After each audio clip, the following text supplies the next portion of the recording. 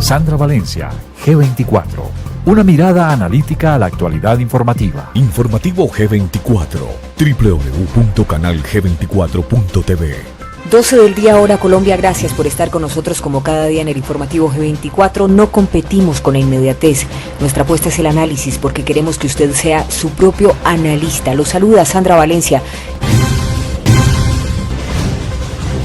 Hoy en el informativo G24 quisimos poner la lupa en los presos políticos del régimen, pero hay un caso que nos llama principalmente la atención porque es un preso político del régimen aquí en Colombia. Les estamos hablando del caso de Antonio Batiotis. Es un ciudadano greco-venezolano que fue detenido, lleva más de un año en el patio de extraditables de La Picota. Hoy iremos a profundidad al caso Batiotis.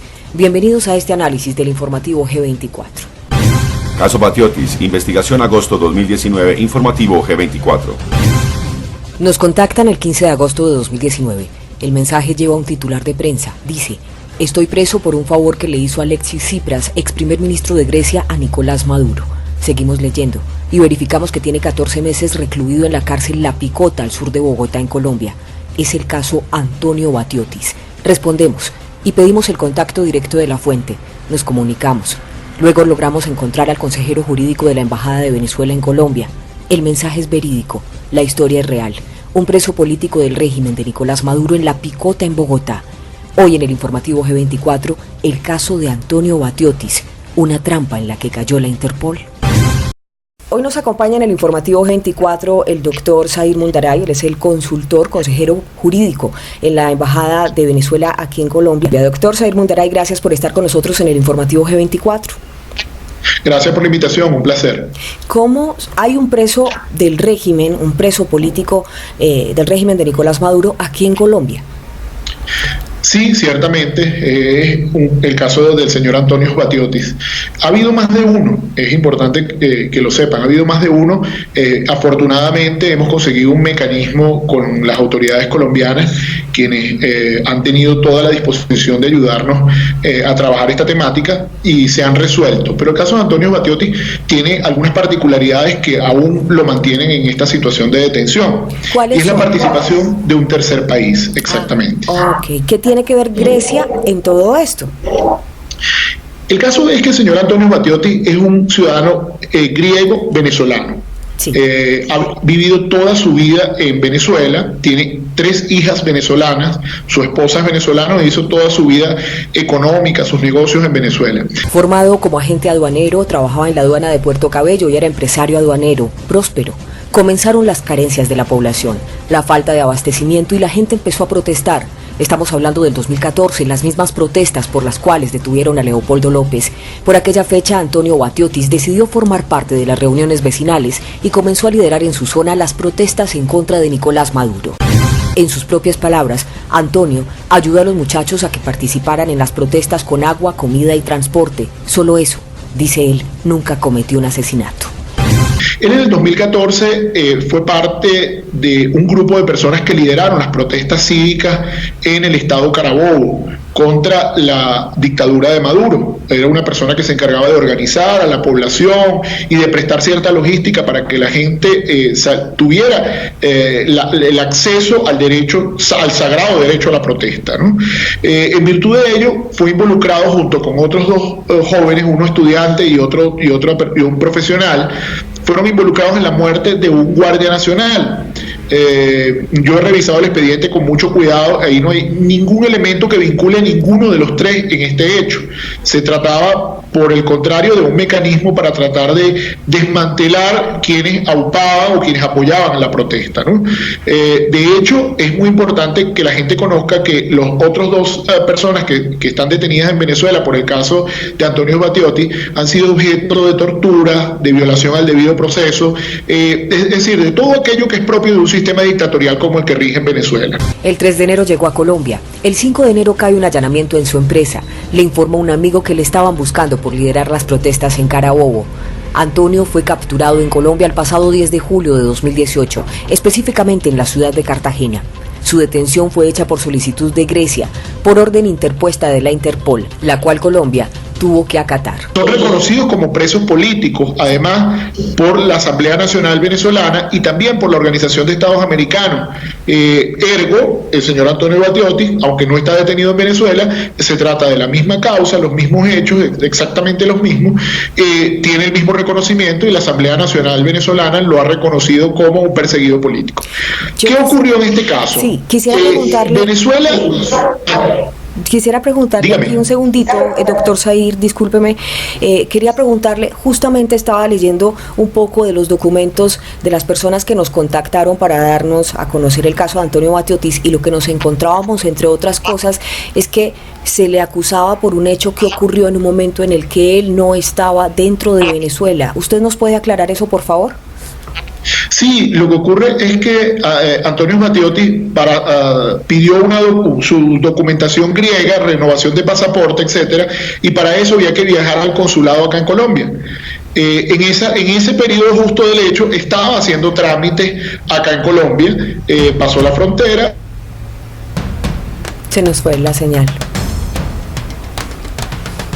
Mayrelis Macedo, esposa de Battioti, habló para el informativo G24 sobre las razones por las que fue detenido su esposo, quien, según ella, es víctima del régimen venezolano de Nicolás Maduro por estar en desacuerdo con su manera de gobernar. Yo más que preso ahorita digo que mi esposo se encuentra secuestrado.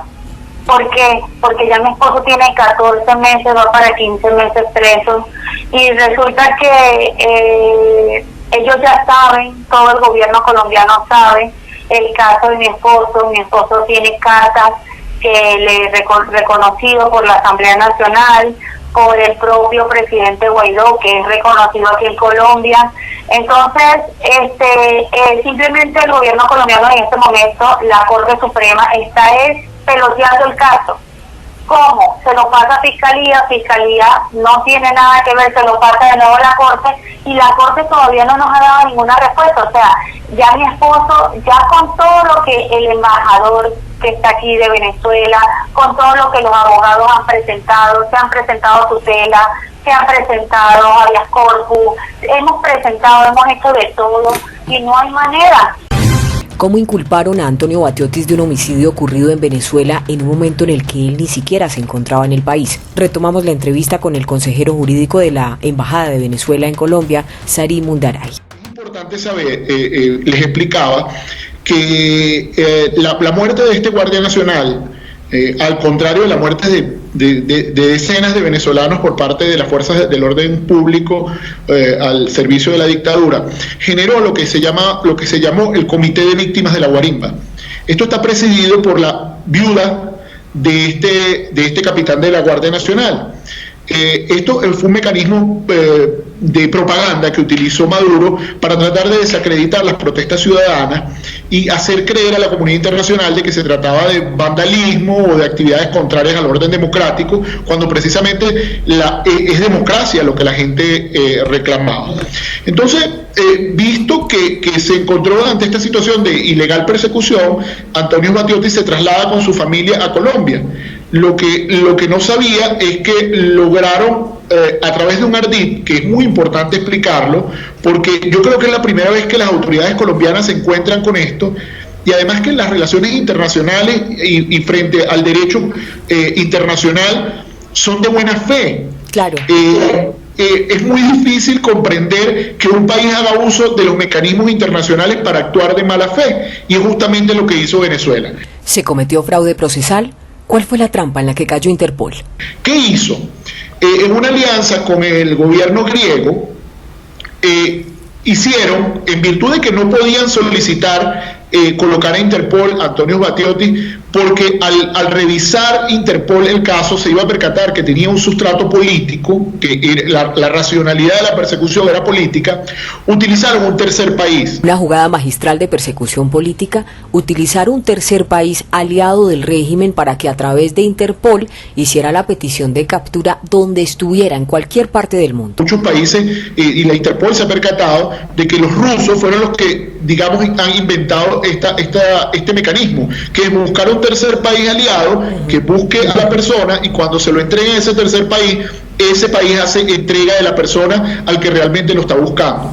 Eso es una violación a las normas de Interpol. Entonces, como había una estrecha relación entre el gobierno griego y el gobierno de Maduro, lograron a través del Ministerio de Justicia griego y con la complicidad del embajador griego en Venezuela, lograron incorporarlo en alerta roja en Grecia. Y eso ha sido, digamos, la dificultad de las autoridades colombianas, que además muy respetuosas del Estado de Derecho, de comprender cómo se puede burlar todo el ordenamiento jurídico internacional para finalmente llevar a una persona a Grecia para que haga entrega de ella a Venezuela. Antonio Batiotis tiene 43 años. Desde el 2013, hace casi 6 años, ha mostrado su oposición al gobierno de Nicolás Maduro, a quien califica de un dictador y a quien le atribuye estar recluido en una cárcel que le ha hecho perder más de 43 kilos, lo ha alejado de su familia, del lugar donde hizo vida y de sus allegados más cercanos. Es una triangulación que violenta los estatutos de Interpol. El artículo 3 de las reglas de Interpol prohíbe expresamente la persecución, que se utiliza Interpol con objetivo de persecución política. Y también el artículo 8, si mal no recuerdo, indica muy claro que el único país que te puede incluir y que te puede solicitar es aquel que tiene facultades de juzgamiento respecto del caso. No hay ninguna prueba, en Venezuela no hay prueba, usted sabe que en Venezuela señala el dedo del gobierno venezolano. Entonces Venezuela, al verse impedido, las autoridades venezolanas, al verse impedido de hacerlo, buscaron un tercer país que es Grecia. Grecia lo incluye y cuando le piden la acusación a Grecia, ahí yo creo que lo que debe ser objeto de análisis por la Corte, y es lo que hemos pedido respetuosamente que la Corte colombiana analice, dice claramente el documento al que he tenido acceso, dice que los hechos son los ocurridos en 2014 en el estado Carabobo, en Venezuela, con ocasión de la muerte del capitán de la Guardia Nacional, Ramsor Tobar, algo así que se llama. Entonces, con ocasión de ese hecho, las autoridades acá se consiguen en qué panorama. Una orden de aprehensión que pareciera legítima por parte del gobierno griego, un proceso que pareciera legítimo, pero cuando vas al fondo del asunto no es más que un ardid procesal, es una trampa, es una estafa. Entonces el tranque está en la Corte Suprema de Justicia de Colombia. Sí, ahí es donde está el problema. Se ha demostrado, se le ha pedido. No es Mayreli la que ha pedido, no es las hijas de Antonio las que han pedido. Han sido autoridades como el embajador Humberto Calderón Berti, ha sido como la fiscal Luisa Ortega Díaz, que se encuentra aquí en el exilio, ha sido el propio presidente Guaidó, que ha mandado cartas para que se le presente a la Corte. O sea, ¿qué más necesita el gobierno de Colombia? ¿Qué más necesita el magistrado para darse cuenta que mi esposo se encuentra detenido y es por el gobierno de Nicolás Maduro? Es un fraude procesal, que es que a través de un tercer país incluyeron a una persona porque el país original, la trampa era visible, y ese tercer país, que es Grecia, no tiene, digamos, esas alertas frente a la Comisión de Control de Ficheros, así se llama, de Interpol. Y lo que ellos mandan lo incluyen sin mayor verificación, no así en el caso venezolano. Entonces lograron incluirlo y ha pasado ya más de un año preso para que se comprenda toda esta trama, toda esta situación. Batiotis se encuentra preso desde el gobierno de Juan Manuel Santos. En este nuevo gobierno, ¿cómo se ha comportado con este proceso de Antonio Batiotis? ¿Qué ha hecho el gobierno colombiano?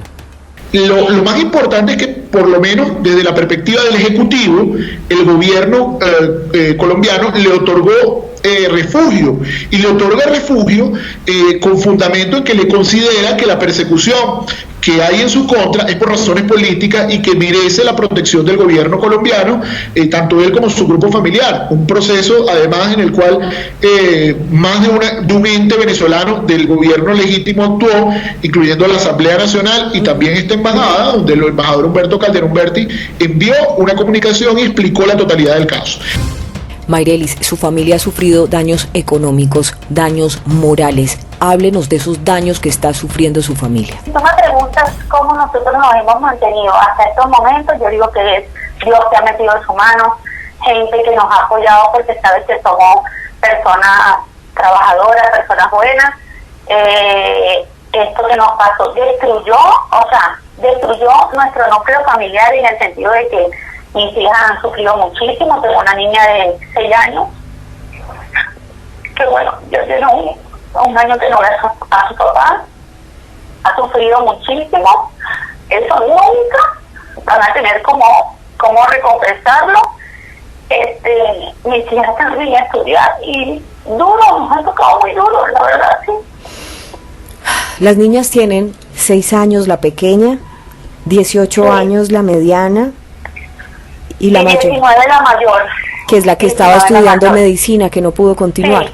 Sí, que no pudo continuar. Y todo lo que nos está pasando como familia, o sea, nosotros de verdad estamos pasando por una situación grave, crítica, y no conseguimos la manera de ayudarnos, ni de ayudar a mi esposo. O sea, no hallamos la manera. Mi esposo ha hecho todo lo posible, pero no ha podido. Ustedes incluso se encadenaron pidiendo la libertad de su esposo. ¿Nadie después de eso las llamó? ¿Nadie después de eso les dijo, venga, quiero conocer su caso? ¿Cómo fue ese momento y cómo ha sido después de que ustedes hicieron esa protesta en la cárcel La Picota? Mira, nosotros hemos pasado momentos críticos y esa protesta que hemos hecho fue dura tanto para mis hijas como para mí. Pensamos que con todo lo que se ha hecho por mi esposo, ya las autoridades colombianas, teniendo pruebas, han tenido que vernos ayudados. O sea, es una familia. Hemos hecho videos, he demostrado que no es mentira. O sea, todo el mundo sabe lo que estamos pasando. Muchos venezolanos que hemos sido atropellados por el régimen de Venezuela. O sea, no es solamente lo que nos está pasando aquí en Colombia, es que venimos de Venezuela, donde nos quitaron todo. O sea, todo lo que habíamos conseguido con nuestro trabajo. O sea, nos dejaron sin nada y venimos a Colombia como un refugio, como un país donde queríamos comenzar desde cero, donde veníamos con otra mentalidad, y fíjate, hasta aquí llegó la mano del gobierno de Venezuela. Es decir, que desde la perspectiva de las instituciones colombianas, el Ejecutivo tiene absoluta claridad de que las razones de persecución son políticas y otorgó el refugio correspondiente. Ajá. Precisamente, doctor Zair Mundaray, si el gobierno colombiano, pues que ya le dio el refugio, que obviamente pues tiene claro que fue un tema de persecución política, después de un año que él se mantiene preso, ¿ha habido o ha existido la posibilidad de que usted se pueda sentar con alguien del Ministerio de Justicia, con la misma ministra de Justicia o con el mismo presidente para poderles explicar toda esta situación, teniendo en cuenta que es un hecho de trampa obvia? Sí, ya hay varias instancias que tienen, digamos, bastante claridad respecto de esto, pero hemos respetado nos corresponde, conforme al derecho internacional, respetar las instituciones colombianas. Hemos explicado esto en la Corte mediante un escrito que enviamos a Cancillería, y la Cancillería lo envió a la Corte, y está en manos del señor magistrado de la causa comprender toda estos elementos que constituyen un fraude al proceso y darse cuenta que está siendo engañado por quienes estaban aliados en su momento al gobierno venezolano, que era el gobierno griego anterior, porque incluso el nuevo gobierno griego ya se ha puesto en contacto con Antonio Battioti y sus familiares para tratar de deshacer toda esta trama, que es una trama que incluso le trae responsabilidad a quienes fueron partícipes, e incluso al anterior gobierno, quienes tarde o temprano tendrán que indemnizar el anterior gobierno de Grecia. Alexis Tsipras, ex primer ministro de Grecia, quien tenía una reconocida muy buena relación con el régimen de Nicolás Maduro, él ya no está en el poder. ¿Cómo ha sido el talante del nuevo gobierno griego? ¿Cómo se han comportado los representantes, la delegación diplomática aquí en Colombia de Grecia? ¿Ya conoce el caso? Digamos, de un talante más democrático, se ha percatado de este ardid que cometieron y está tratando de intervenir para ver cómo puede solucionar este asunto. Pero el hecho es que ya formalizaron una acusación fraudulenta, formalizaron una solicitud fraudulenta y entiendo que el Poder Judicial colombiano se encuentra ante una situación bien compleja, en el cual tendría que decir el magistrado al momento de su decisión, mira, esto es evidentemente una trampa con todas las consecuencias jurídicas que esto acarrea. ¿Usted cree que de alguna manera los tentáculos han llegado y siguen permeando varias esferas que podría ser el tranque que tiene su esposo para estar en libertad? No hay otra manera.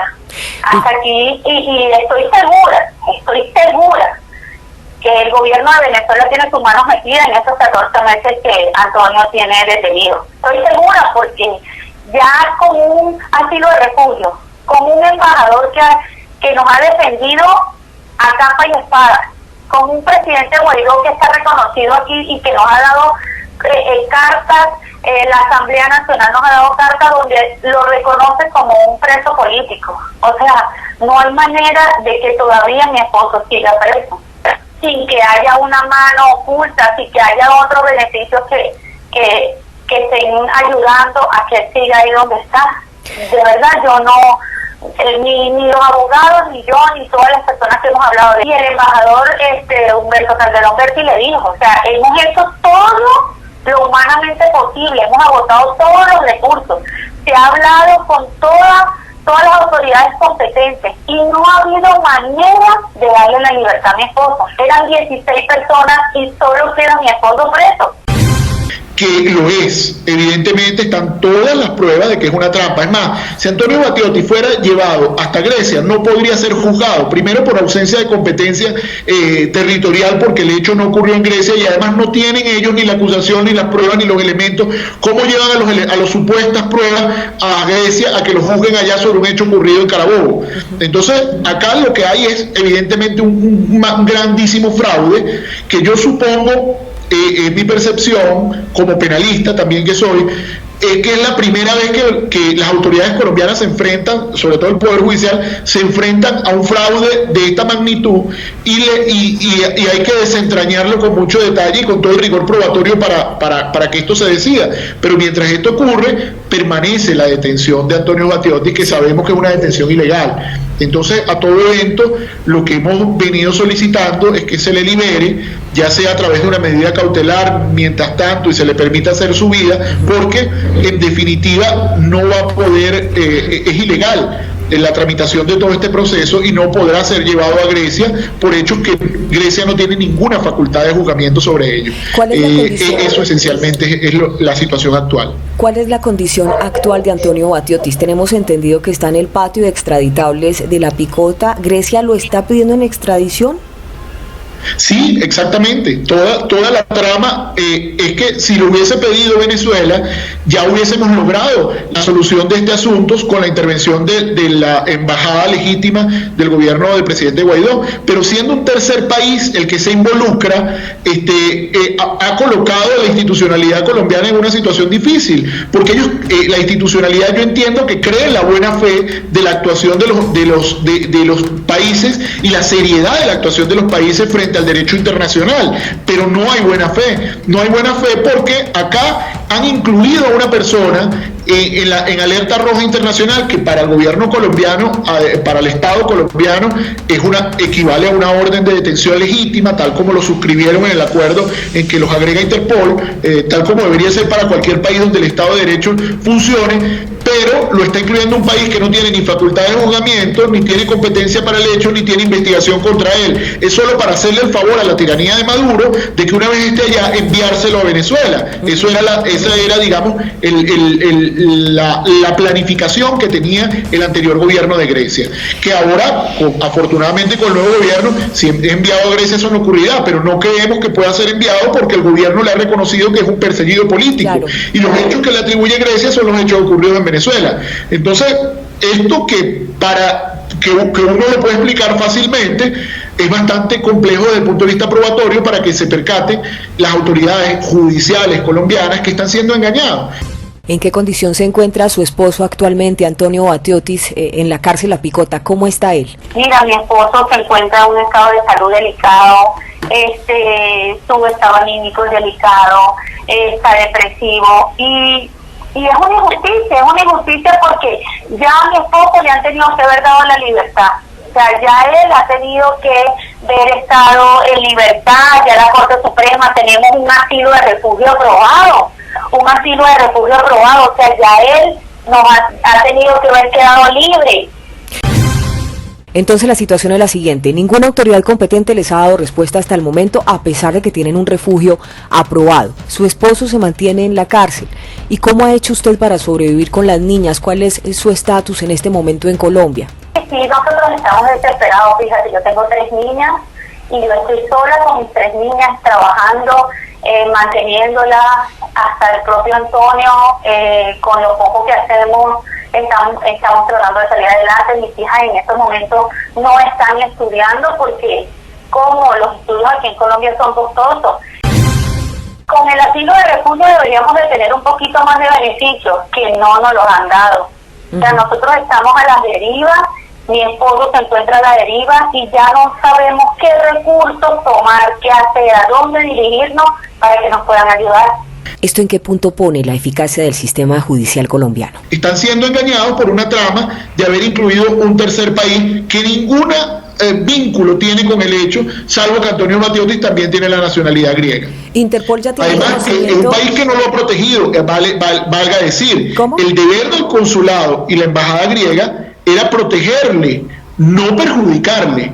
Y tanto es el vínculo que tenía ese gobierno con la tiranía madurista, que han hecho todo lo posible por perjudicarle, no por detenerle. Tiene más de un año detenido y el consulado no le ha visitado, no sabe qué ha sido de su familia, no conoce todos los rigores y todas las dificultades económicas, personales que ha pasado ese grupo familiar con ocasión de la solicitud que ellos llevan. Y la han mantenido, por lo menos hasta que estuvo el gobierno anterior, ha mantenido la solicitud al gobierno colombiano, al Estado colombiano, quien yo creo que por lo menos el Ejecutivo ha tenido mucha celeridad y ha comprendido el fondo del problema a través de la Cancillería, que agradecemos, que realmente ha tenido una claridad enorme en el caso, pero nos está faltando la decisión de la Sala Penal, que finalmente es quien le otorgará la libertad, que es lo que estamos esperando. Bueno, entonces aquí hay varios actores que hay que, digamos, acelerar ese procedimiento. El magistrado que tiene en este momento de la sala de la Corte Penal, es importante que él tenga claridad. Le pregunto, ¿Interpol también tiene claridad ya de que se trata de un fraude procesal que le metió? No, Interpol no tiene claridad porque Interpol entiende o creyó en la buena fe de Grecia, pero fue engañado. Y eso es otro de los pasos que hay que tomar, que es presentar una denuncia ante la Comisión de Control de Ficheros para que sea finalmente sancionada Grecia por haber violentado el ordenamiento jurídico de Interpol y haberlo utilizado como herramienta de persecución política. Eso es otro de los pasos que hay que dar y que estamos sobre la marcha tratando de clarificar. Hemos pedido recién una reunión con los funcionarios de Interpol Colombia para tratar de explicar, no sino y otros casos. Sí. Entendemos que claro, esto es una organización bien vertical, bien cerrada, y bueno, en el caso de que podamos tener la reunión, le explicaremos toda esta temática para que no sean víctimas de lo que hace el gobierno madurista, que es utilizar el ordenamiento jurídico internacional para tergiversar el orden y perseguir a quienes disienten.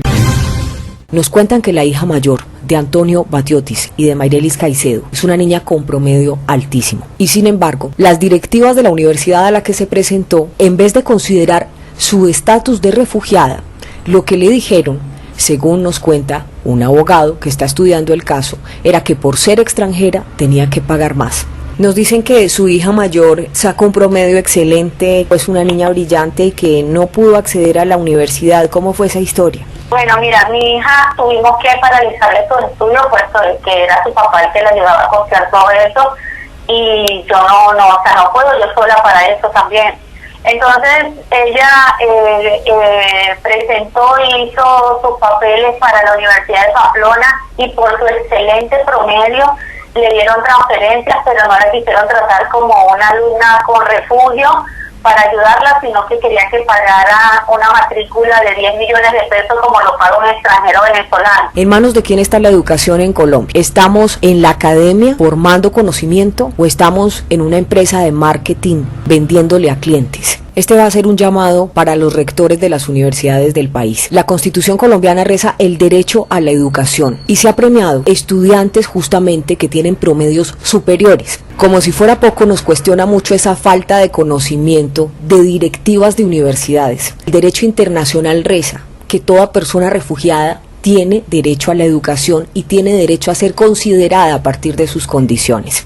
Entonces, por supuesto, perdió de 45 alumnos, ella quedó entre tres personas y la Universidad de Pamplona no quiso colaborarnos para darle el cupo. Quienes están liderando la educación en Colombia, y este va a ser un llamado directo a quienes están en esos cargos del país. Que finalmente ese es el tema de Antonio Battioti. Lo que hizo fue disentir de las violaciones de derechos humanos allá y disentir de ese gobierno, y finalmente terminó encarcelado en un país que ha actuado de buena fe, porque lo que ha hecho es acatar la normativa de Interpol, pero que no sabe que hay toda una trampa por detrás que desgraciadamente le mantiene detenido en esta situación, y que estamos muy seguros que finalmente la Corte le liberará y se percatará de todo el ardid del que ha sido víctima.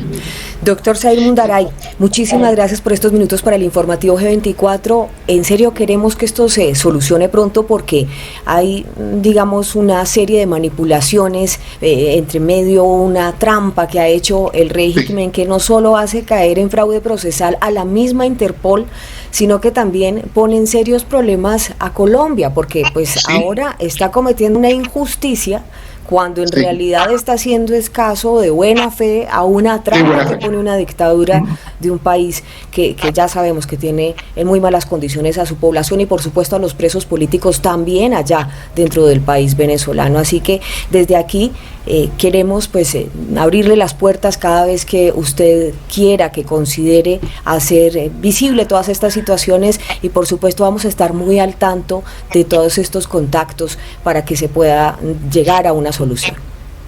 Muchísimas gracias por su atención y por visibilizar hasta dónde pueden llegar los tentáculos de una tiranía criminal como la de Maduro. Muchísimas gracias. Un abrazo. Hasta luego. Este programa lo vamos a hacer llegar no solo al Ministerio de Justicia, a la Corte Suprema de Justicia, sino también al Ministerio de Educación y por supuesto al Presidente de la República. Me mata lo que estás haciendo. Yo no he hecho nada. Es precisamente eso lo que me está matando. Sandra Valencia, G24.